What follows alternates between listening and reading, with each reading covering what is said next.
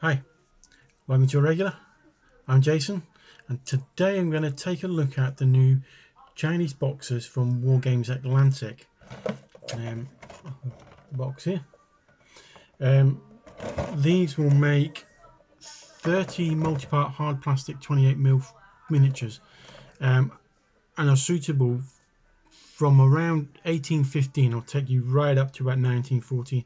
So sort of now, pretty much the end of the Qing dynasty in 1911. They'll be good for. So everything from 1815 right to the end of the Qing dynasty, and all of the conflicts in between, including the Boxer Rebellion.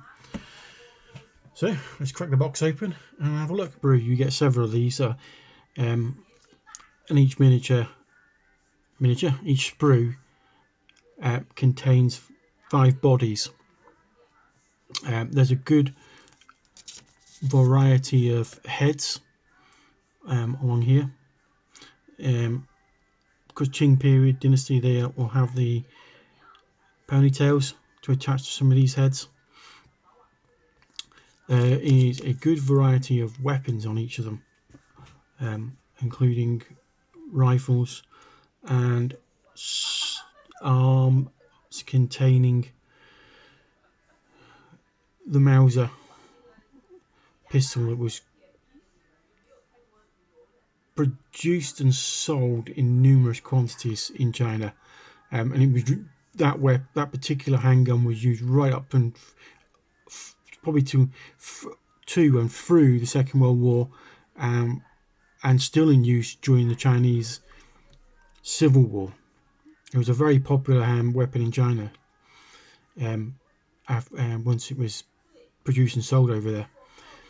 Now, this particular box set is designed to create Qing period troops from 1815 through to 1914. Though I would say that if you're going to use firearms in the early part of the Qing dynasty, sort of 1815, you will need to change those weapons out, because those are more modern rifles. They're not muskets, black powder muskets. But the great thing about this set is it will cover you for a number of conflicts, such as the Taiping Rebellion, which was a big sort of civil rebellion in China, in which millions of individuals were killed. It will cover you for the Boxer Rebellion.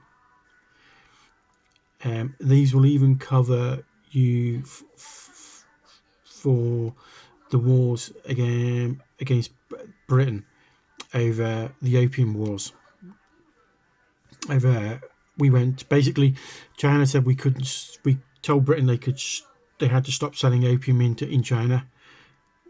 British took offence and went to war with China just so we could sell more opium. It was the opium trade was pretty substantial in that period, and we were selling a lot into China.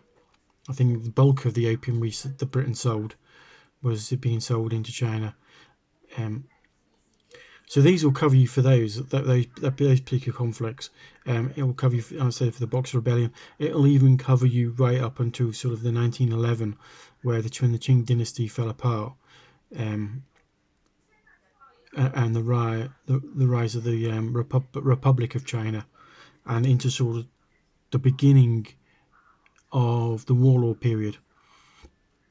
And to be honest, some of these will work as well in the early part of the warlord period as sort of basic militia type troops.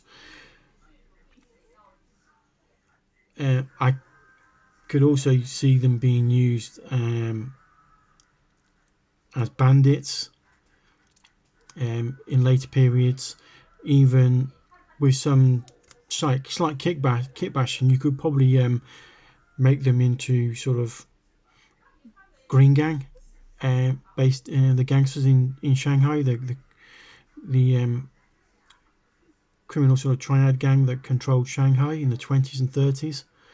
The criminal element of Shanghai. with a bit of a kit bash and adjustment, you could quite easily create some gang members of the Green Gang. So quite a versatile kit. There's quite a lot of options, especially weapon-wise. We've got everything from two-handed weapons, swords, a couple of different types of swords, a butcher's chopper, for one better way of describing it, butterfly knives, the broom handle Mauser, and then we've got some rifle options, and then there's shields for use.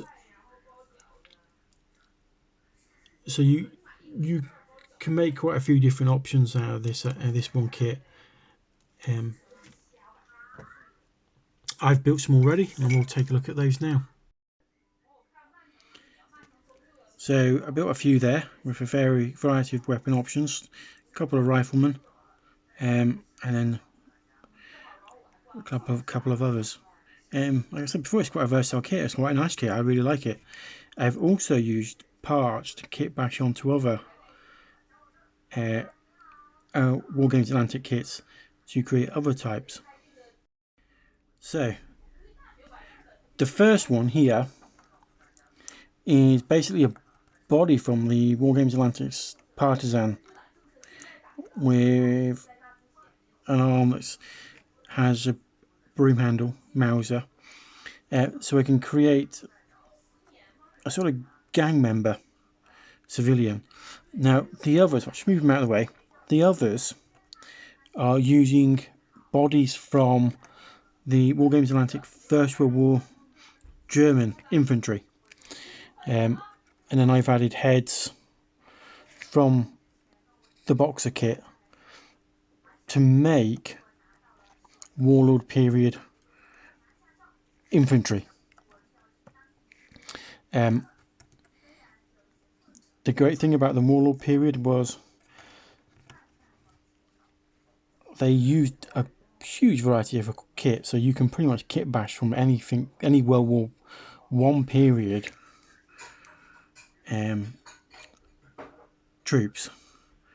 A lot of German kit was sold into China, so it's quite safe to say that using World War I Germans is a good way to go. But it's like I said, it's quite a nice versatile kit. You can make pretty much couple of the Boxers with the World War I Germans, and you can put together quite a versatile army for post 1900 warfare. And I look forward to painting these. It's quite a good kit. The kit is quite versatile. One of the things you can do is build 10 to the Kansu Braves in the box. Allow you to build 10 of those. Like I said, the box can be used for a variety of different periods, from the Opium Wars, Taiping Rebellion, and the first Sino-Japanese War, in which Japan invaded Manchuria. So they'll work for those as well, and then they will work for obviously the Boxer Rebellion, and in going into the early part of the 20th century. They've been primarily built for use in the